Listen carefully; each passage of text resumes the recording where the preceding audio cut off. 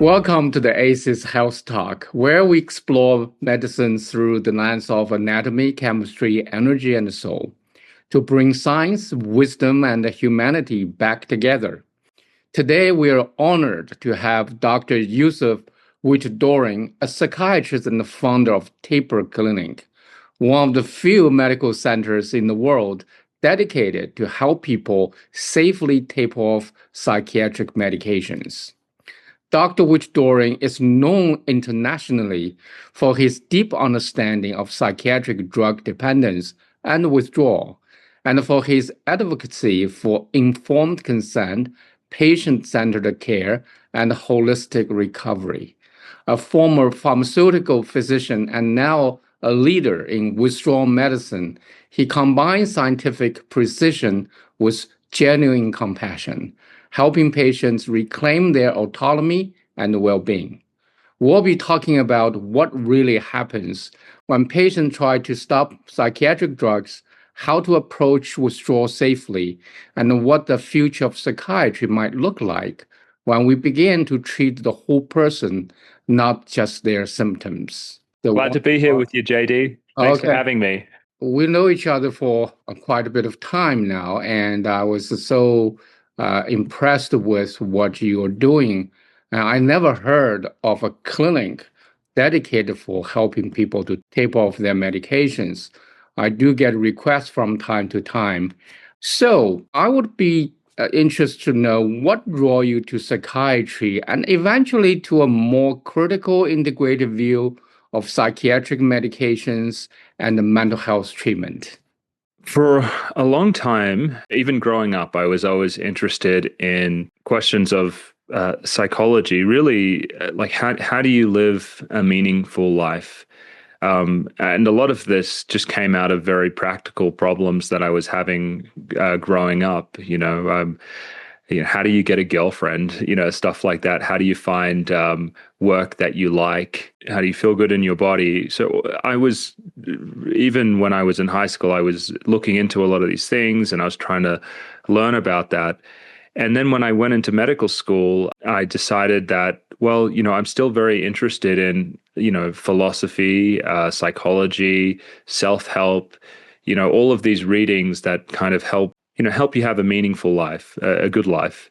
And I thought psychiatry might be a great place for me to go so I could use this area of my life that I was naturally drawn to and use it to help people, merge it with medicine.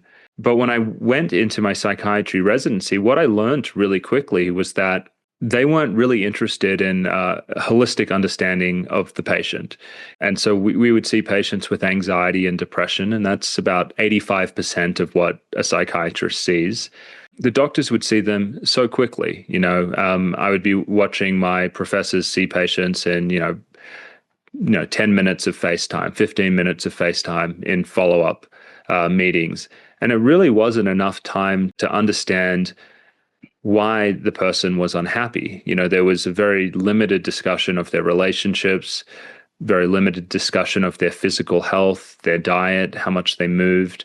You don't talk about their spirituality, where they find meaning in their life as well, whether it's with work or within their family or their church.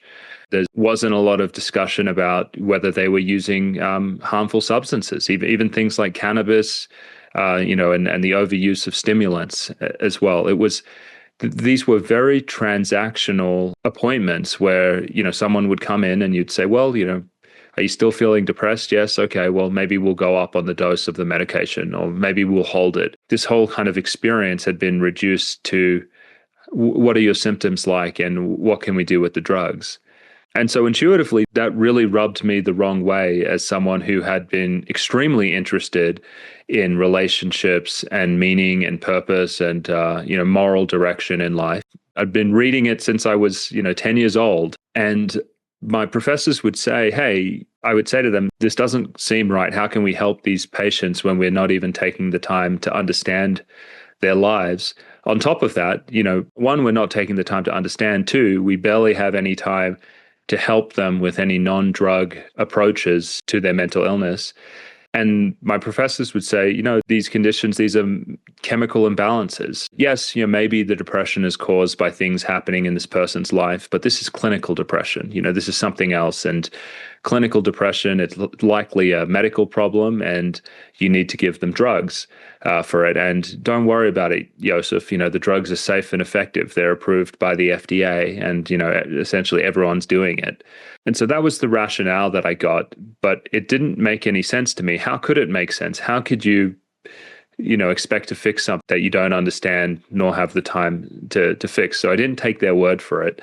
And I ended up specializing in psychiatric clinical research because I kept on hearing, well, the research shows it's safe. And I decided that that's what I would spend my career doing, being an expert in clinical trials and drug safety. And so after I left residency, I said, well, I want to understand this a little bit better. And so I went and worked for Johnson & Johnson in the pharmaceutical arm of their company called Janssen. And I did psychiatric drug development over there. Spent some time in the FDA in the division of psychiatry, where I would review the complete scientific files to get drugs to the market for everything, animal studies, short-term studies, long-term studies, everything that you need to get a drug on the market.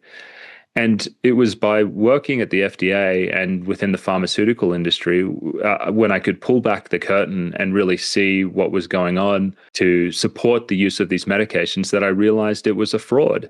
I think the use of the antidepressant drugs right now is one of the biggest frauds that's happening. And I use the word fraud because I think we lie to patients about their effectiveness. I think we say, well, they're safe and effective.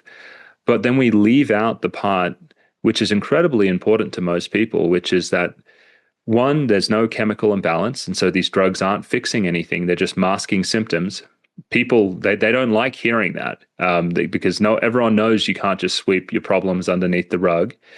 But the second thing is, even if you don't care about that, you don't care about taking a drug to essentially numb feelings of depression and anxiety, none of these studies last longer than a year. Half of the people taking these medications have been on them for 5 years or more. They're essentially in a big experiment. They're taking medications that we don't know if they're safe or they're effective. And what I was seeing, having been in psychiatry for 10 years, JD, I can tell you that these drugs, they just wear off over time. You get started on it, 6 months later, they need a higher dose. Within like 2 to 3 years, some people are maxed out on it and they start saying the drug's not doing anything, or, they can hardly tell what it's doing. And then you just start stacking more and more drugs on top of that to get the same effect. And so the drugging away of anxious and depressive symptoms, it's not sustainable long term. And I actually think the brain isn't designed to be in a drugged state for several years and decades. And so I also feel like the drugs are making some people worse. And so, that's my journey. That's how I came to start the Taper Clinic. And so eventually I leave the pharmaceutical industry and I open up this practice about 5 years ago. And we've just been taking people off the drugs ever since and just replacing them with non-harmful, non-drug therapeutic approaches that are essentially common sense. That's a great journey you have taken. And I would like you to share with us maybe a couple of patient stories that really change the way you see conventional psychiatry or inspire you to look beyond medication. I think, let me tell you maybe a few of the patients that commonly walk through my door. So a very common patient that would walk through my door would be someone who's been through a divorce, or maybe they've moved away for school or something, and they were lonely, and they get put on an SSRI medication. And they're suffering a lot when this happens, and the drug helps them, and so they keep on taking it. They're usually getting it from a family medicine doctor, and the family medicine doctor just refills it, and they might check in with them every 3 months or 6 months, or sometimes even once a year. Eventually, maybe 5 to 10 years later, this person starts to complain about feeling tired all the time and having brain fog and just feeling flat. They're just not excited about their life. It's at that point they try additional medications. They might cycle through a few of them and nothing works. And then the person eventually starts questioning the antidepressant. And then they start to do research, and then they find out that, SSRI type medications oftentimes lead to fatigue and brain fog and low motivation. That's a very classic patient that I will treat, someone who's been on the medications long term and they want to come off. Almost exactly the same thing will happen with long-term benzodiazepine use. So this is like Xanax, Klonopin, and Valium, except those patients who are usually taking that drug for sleep and anxiety, they start to develop increased anxiety and specifically obsessive thoughts. They start to have a lot of intrusive obsessive thoughts and they develop agoraphobia. And so usually the way this turns up for me nowadays is I'll have a woman who's perimenopausal and she'll go and see the doctor. The doctor won't want to put her on any hormones, but they'll put her on Xanax or Klonopin to help with insomnia. And usually within a year or two, that patient who started out just had sleep issues due to some perimenopausal symptoms now has agoraphobia and high anxiety. So that's a really common patient that we see. Another one is the patient who's had the kitchen sink thrown at them. You might have someone who they were anxious to start with. Maybe they naturally are a bit of a nervous Nelly. They grew up on a bit more neurotic and, life got very stressful and they started taking an antidepressant. They have a side effect to the antidepressant. It makes them more agitated. They have something that might look like a manic episode. They might become disinhibited. And all of a sudden now they're on a mood stabilizer and an antipsychotic. They're feeling very sedated because of the mood stabilizer and the antipsychotic, and now they're taking a stimulant on top of that. And so we also get these complicated cases where someone's on 5 different medications, and when you trace it back, it was a prescribing cascade. It was one drug that led to a side effect that was misdiagnosed as another medical condition, and now they're on a cocktail of medications, and the doctors they're seeing haven't taken the time to try and tease out what's happened to them. One last case I'll talk about, because you've asked me, because I'm seeing a lot of this, is I see a lot of misdiagnosed bipolar and schizophrenia. And it's usually because the person is using high potency cannabis.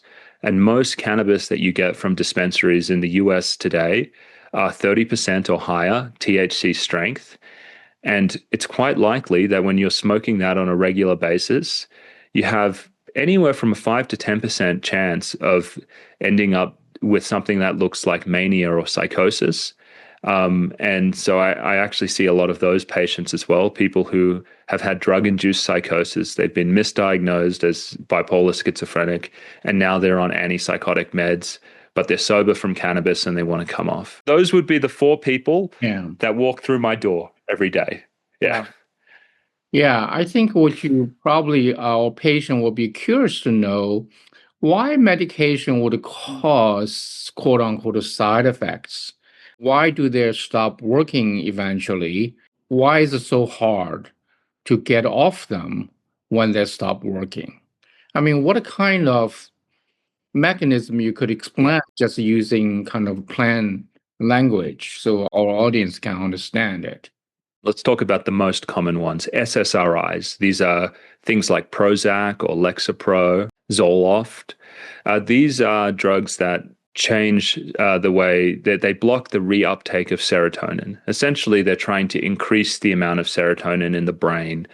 And that usually leads to a kind of a numbing effect, which people can experience as very therapeutic. This is why people say the drugs are really helpful and sometimes even life-saving. That's what the drug is doing to the brain. But what a lot of people don't realize is that, take serotonin. Serotonin is not just involved in a small part of your brain that helps you with anxiety and depression.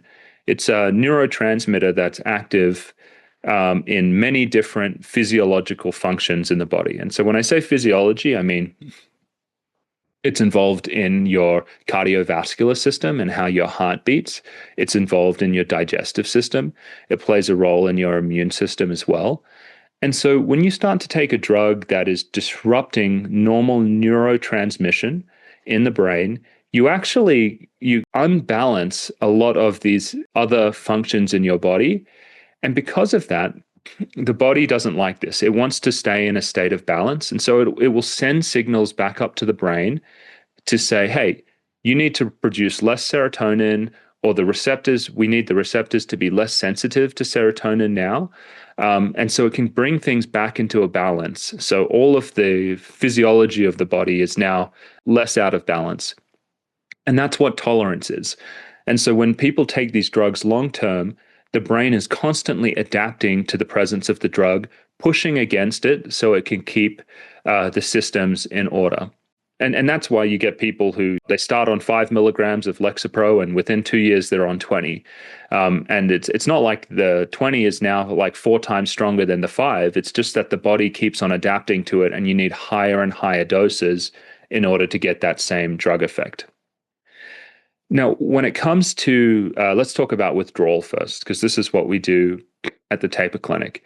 When we want to get people off these medications, there's a lot of variation in how people can adapt to the removal of the drug now. It's fairly common that you could have someone on a drug for maybe 5 years, 10 years, and you can remove it quickly and they'll be okay. So you can, and when I say quickly, I usually mean in 2 months. To me, a 2-month taper is a quick taper for someone.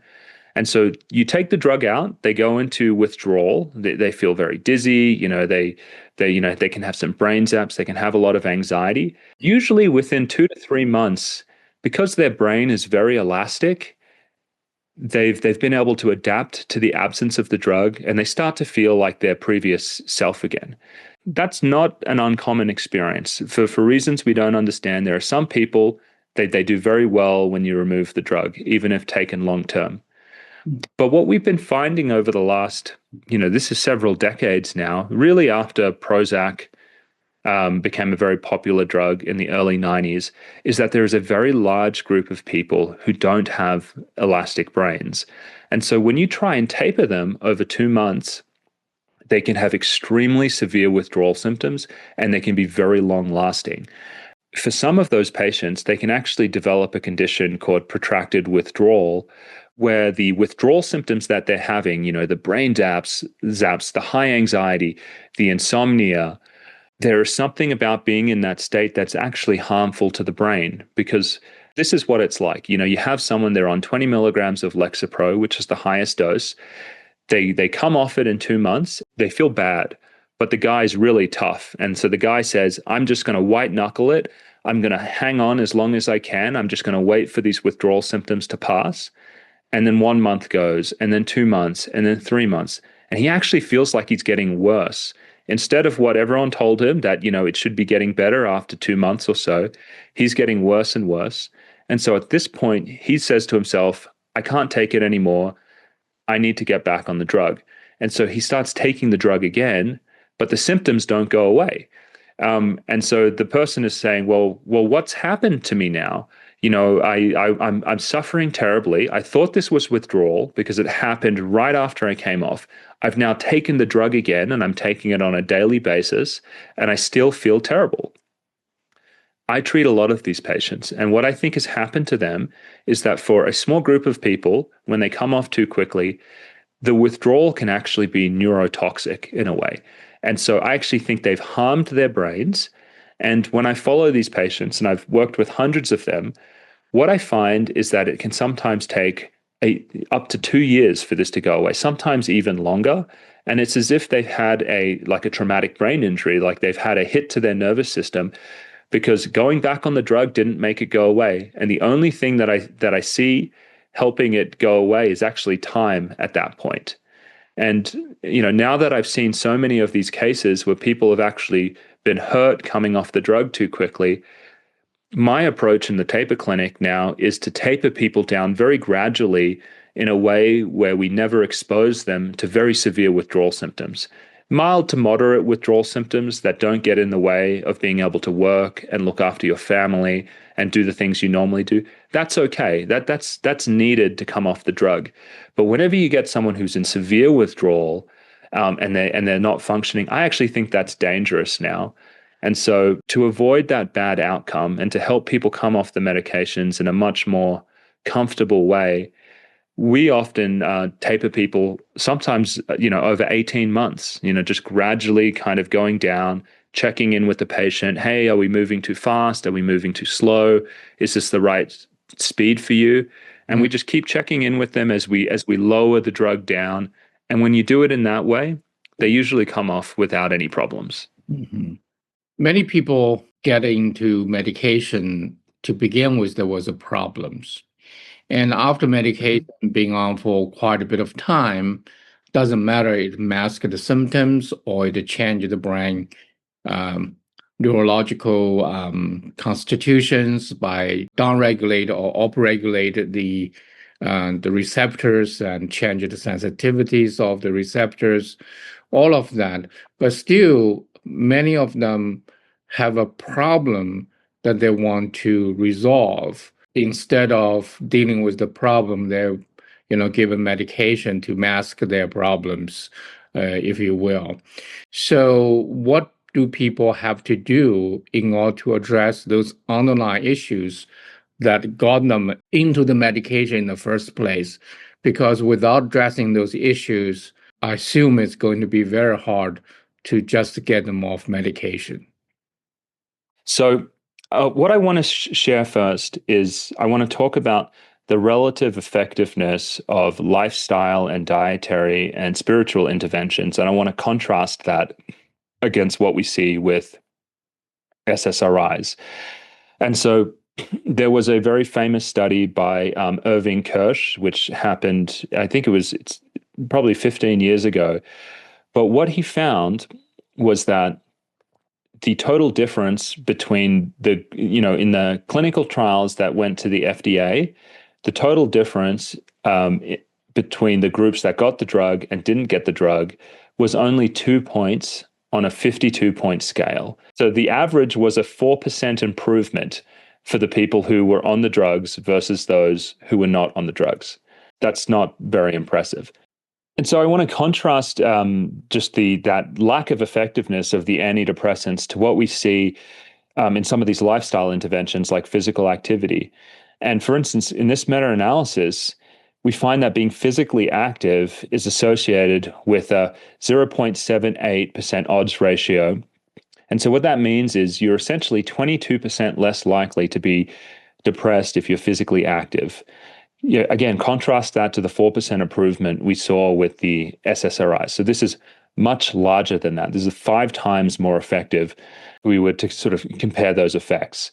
And this makes sense because we evolved to be physically active, to move our bodies. And nowadays, we can spend most of our days behind a computer screen or a TV, whenever we need to get groceries or food. We drive to places. Our lives aren't set up to move. And so physical activity, really, really important. Sleep, really important. When we look at people who have difficulty sleeping, there's a 2 times higher risk of depression and anxiety if you struggle with sleep. And then we have to think about it, why do people have difficulties with sleep? Well, for me, I think it comes down to 2 main reasons. One, I think we completely overuse stimulants in this country. We have lots of people on, 2-3 cups of coffee a day, chewing tobacco well into the evening, nicotine pouches. Every single meta-analysis I've seen that's looked at stimulants, whether it's ADHD meds, caffeine, nicotine, it always shows that there's higher rates of insomnia and higher rates of anxiety. And so cutting down the stimulants to improve sleep is important. But the other thing is anxiety. A lot of people are actually anxious about their inability to sleep. And you can teach people how to have better sleep through therapies like acceptance and commitment therapy for insomnia. And it is hugely effective, even for patients who have had insomnia for years and sometimes decades. And so getting help with sleep is very important. Other things that we see here is that diet is really effective. And so we've had systematic reviews that have looked at different types of quote unquote healthy diets. And the strongest evidence that we have, at least from research, is that the Mediterranean diet is very effective for depression. And so for the people who were doing the Mediterranean diet in this study, compared to those who did not, there was they had the relative risk was 0.67, meaning there was essentially a 33% reduction in depression if you did the Mediterranean diet. Having used a lot of dietary strategies in my practice, I can tell you it's not just the Mediterranean diet. What I think we're picking up on is the importance of a whole foods based diet. Around 60% of the calories that most Americans consume are coming from processed foods. And so not only are they high in sugar, but they're also high in preservatives and additives and all of that nasty stuff. And so simply getting back to a whole foods based diet, I think can be incredibly powerful in improving your mental health. I feel like we pretend that the head is not connected to the body. And we have all these obesity problems and these problems with blood sugar management, and we think that it stops at the neck and it's not going to affect our mind. It's not true. The head is connected to the body through the neck, and you need to be physically well. You need to look, you need to look after what you're putting in your body. And so this doesn't surprise me that we see huge effect sizes with just clean diet. And, moving beyond the physical interventions, like if we start looking at things such as just social isolation, if you are socially isolated, you're 2.3 times more likely to be depressed. And so this really shows the importance of being in connection with each other. I think with the decline of religion in the United States, and also I think just the morals in this country, and this is not a big bash on capitalism or anything like that, but in this country, where we're a country of individuals, we are out there on our own. And I think when community breaks down and we're not connected to our peers and our neighbors like we used to be, we actually see higher rates of this. And so having good community connection, really, really important for good mental health. Being married is really good. Being in a good marriage is very important for mental health. If you are not married, you're 1.8 times more likely to be depressed. However, you're twice as likely to be depressed if you get divorced. And so this is not just like a go out and get married type of thing. It's like tie your life to someone who you can stay with and who you have, you can really work with. You've got similar values and all of that. This is not going to surprise anyone, but this is some studies on just financial well-being. If you have socioeconomic problems, you are 1.8 times more likely to be depressed. And you might be thinking, wow, Josef, why are you talking about this? Financial issues, that's outside of the realm of mental health and psychiatry. But just think about it logically for a moment. That's crazy. Our financial health is one of the most important things that we can do in our life. We need to be guiding our children to be working in jobs where they can make a living wage, where they have meaning in what they do and they have control over what they're doing. If you make mistakes there and you end up, not able to earn a good living or do something that you enjoy, absolutely that's going to have an impact in your mental health. And then finally, something else we've got here is spirituality. I mean, we have to talk about the importance of a higher meaning. And so when we look at research that kind of looks at the religiousness of people and how that correlates with depression, what we find is that, this is a study of 50,000 nurses in the US. And here's what it found. Compared with women who never attended religious services, women who had the most frequent and recent religious service attendance had a lower risk of developing depression, odds ratio 0.71, a 29% reduction. That's what we're looking at. The people who are most involved in their churches compared to the people who do not go at all. There's multiple reasons for that. I mean, it's really important for us to have meaning, but also if you're going to religious services, you may be more plugged in with your community. The point that I want to make here is that we pretend that there aren't these other strategies out there to help people with their anxiety and depression. But we have bucket loads of research. The only reason people don't hear about them is there's not $1 billion pharmaceutical industry shoving them down people's throats. And because people aren't reading about them on TV and because their doctors aren't talking to them about these issues because it's too time consuming, many patients just feel like this is not real medicine. This is not the things that actually help with anxiety and depression. But when you actually look at the data behind it, they're much more effective and they don't come with side effects. And so these are the things that I talk to my patients about. These are the things I build my practice around is, we taper them off the drug and then we assess their lives and we say, how can we use all of this knowledge that we know about what a good life looks like, and we help you rebuild in that way. I'm so glad to hear you saying this because you probably remember we had a conversation about the ACEs model of health and medicine, which address anatomy, chemistry, energy, and spirituality, right?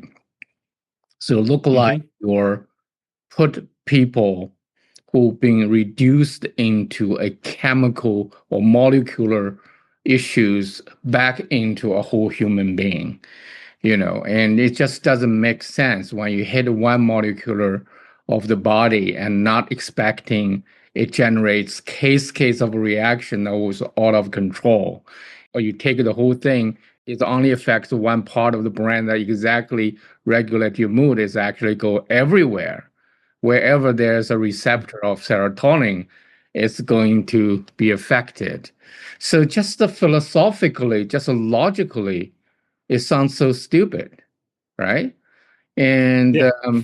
so, I mean, it doesn't make sense. Those activities, physical activities, nutrition, sleep, spirituality, there's definitely has a very important role to play. Now, my question to you, what would you think the future mental health really should be like?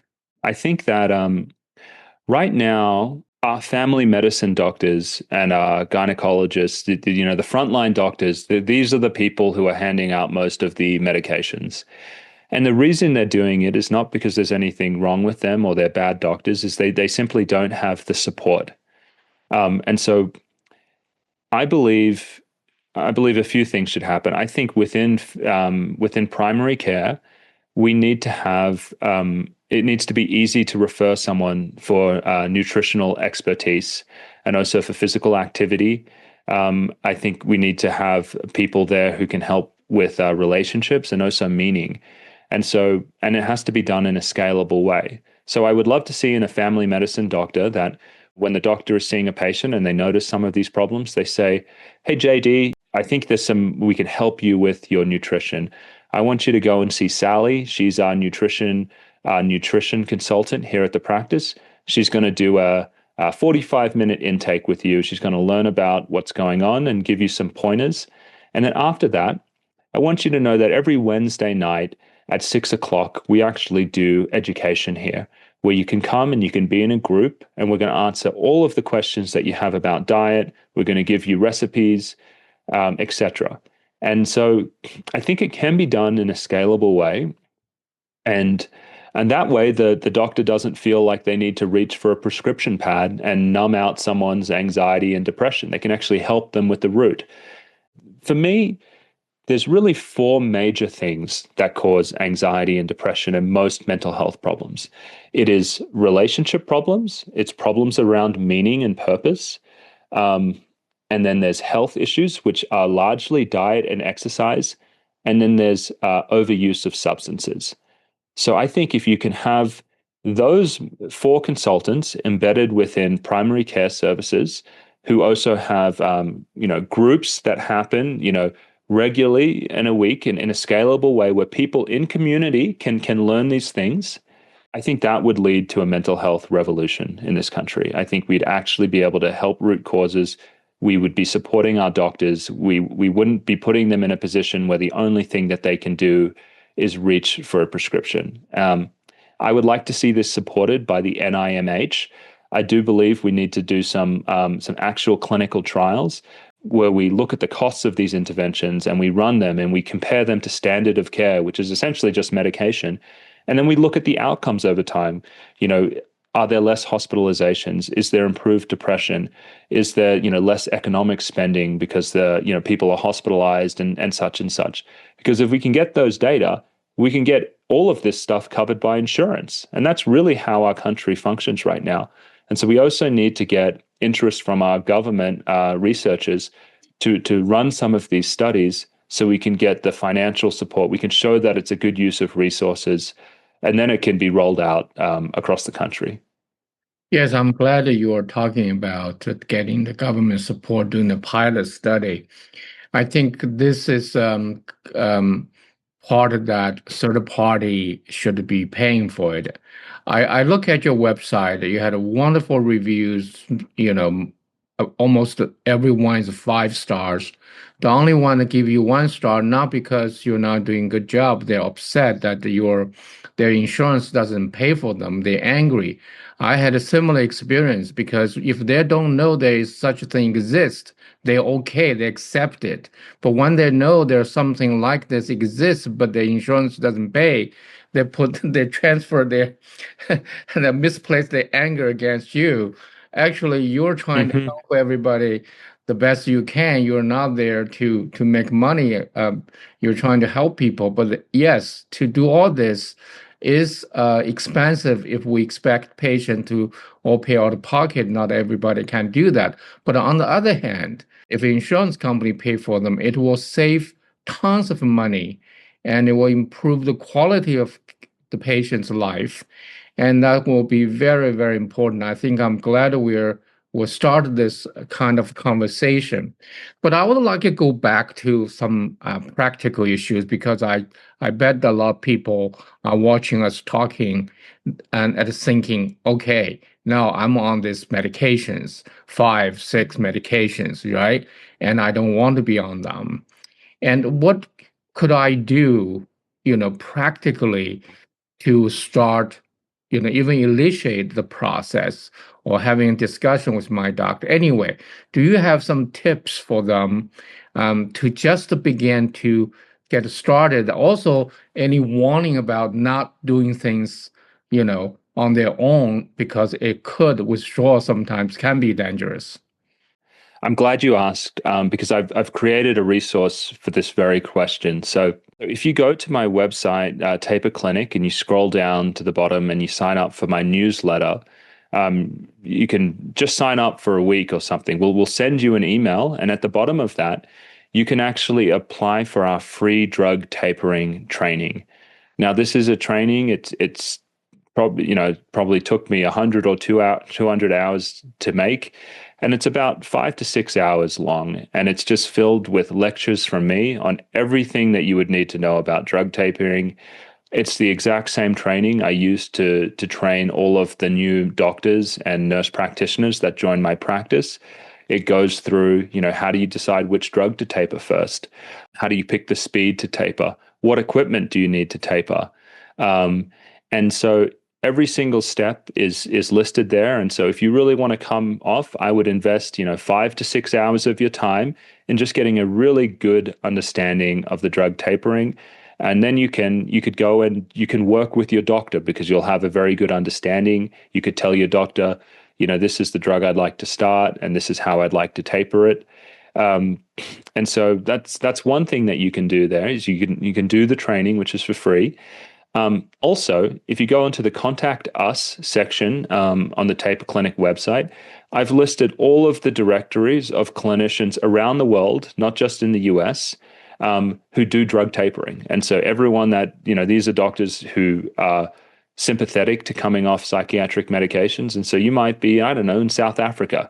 You could go in there and you could find a doctor that's local. You could reach out to them and you can work with them on tapering. We've included all of the directories to doctors that are interested in doing this work.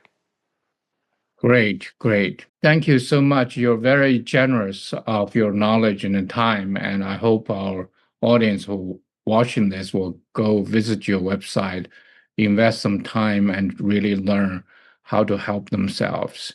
Now, I'm going to switch to the topics about holistic approach, okay? And I'm going to ask you a question, discuss this from the ACEs, NANCES. How the nervous system and our body physical health affects our mental health and how affects the body dealing with medications. I'd say at least half of it is coming from your physical health, because we have these two things for the mind. I mean, we have like our psychological health, which is non-physical. It's really like our relationships, our meaning, how are we doing within our communities, our tribes? But our physical health is really supporting our brain. And so if you're, eating really bad quality food that doesn't have enough nutrients in it, core minerals, core vitamins, things like that you actually just need for neurotransmitter production and functioning, you're not going to feel well. If you have insulin resistance because you eat too many carbohydrates, you're going to impair the ability of your neurons and your cells to actually pull nutrients from the blood, and then you'll be, starved of the energy that you need to function.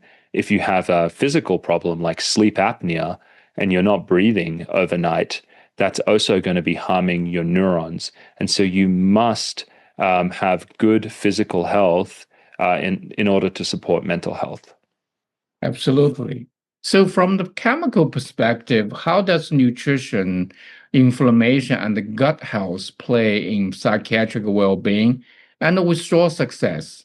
Let's talk about diet, because this is really where I see inflammation turn up. Many people, may unknowingly be consuming foods that they're allergic to. And most commonly, this is gluten.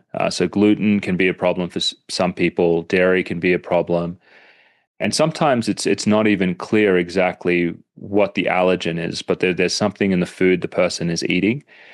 And these patients, they will react to the food, and generally I see three types of symptoms occur. They start to have like rashes, or sometimes joint pains and rashes, or they'll have IBS type symptoms. They'll have diarrhea, constipation, and then on top of that, they also have anxiety and depression.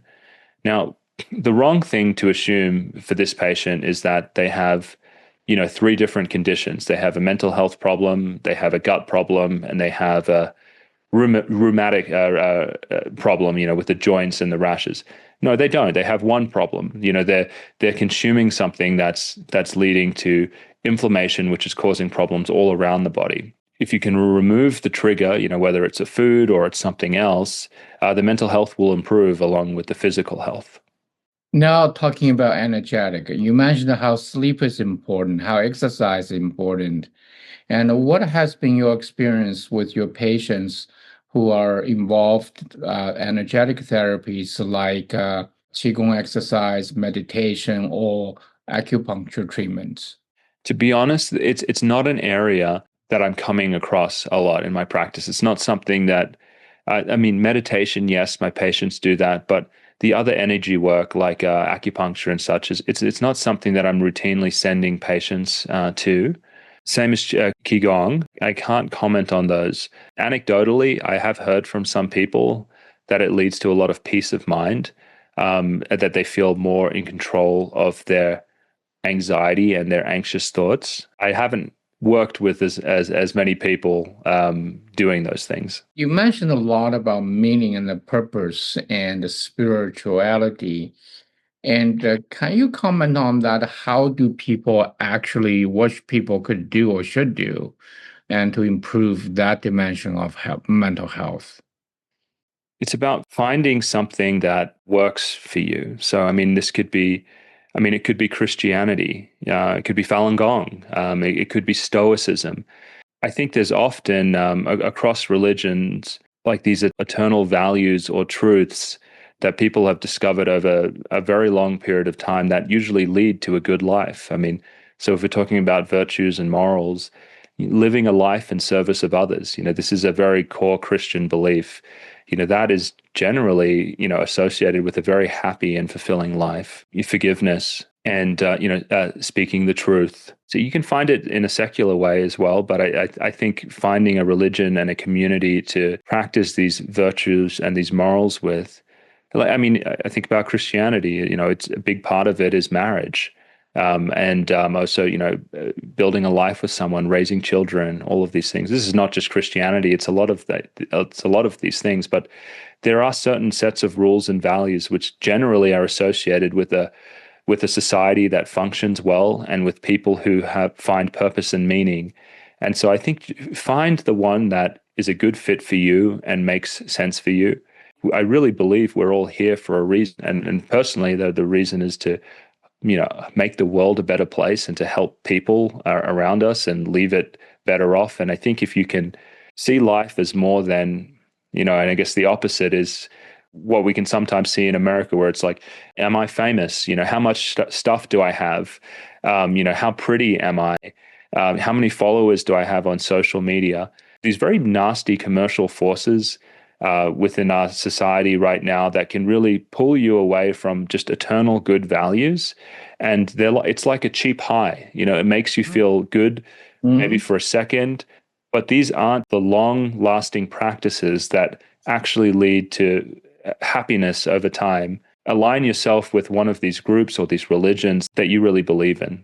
So let's say practically, if patients want to get started or seeking help from you, what should they be doing? What kind of steps? Sure. So, I mean, if they want to work directly with me and my team, you go to taperclinic.com. You can have a look at my website, and if it seems like something that you're interested in, it's very easy to find a way to book a call. We make everyone watch a video on the philosophy of our clinic where we describe how we work. And after you watch the video, you can meet with our admissions team to join the practice. If that seems like too much of a jump, I would say join the newsletter, get the free tapering guide, educate yourself in that way. And then we also have the YouTube channel. So the YouTube channel is Dr. Josef, which is spelled Josef, not PH. And if you go on there, I mean, we have all of these different playlists about how to safely taper off medications, and that may be enough for you to do it with your doctor. So there's multiple different ways to work with me, and just pick the one that's the right fit. Great. Well, thank you, Dr. Yusuf. And we'll look forward to our next conversation and hope that we can work together to help more people. Yeah. Thank you for having me, JD.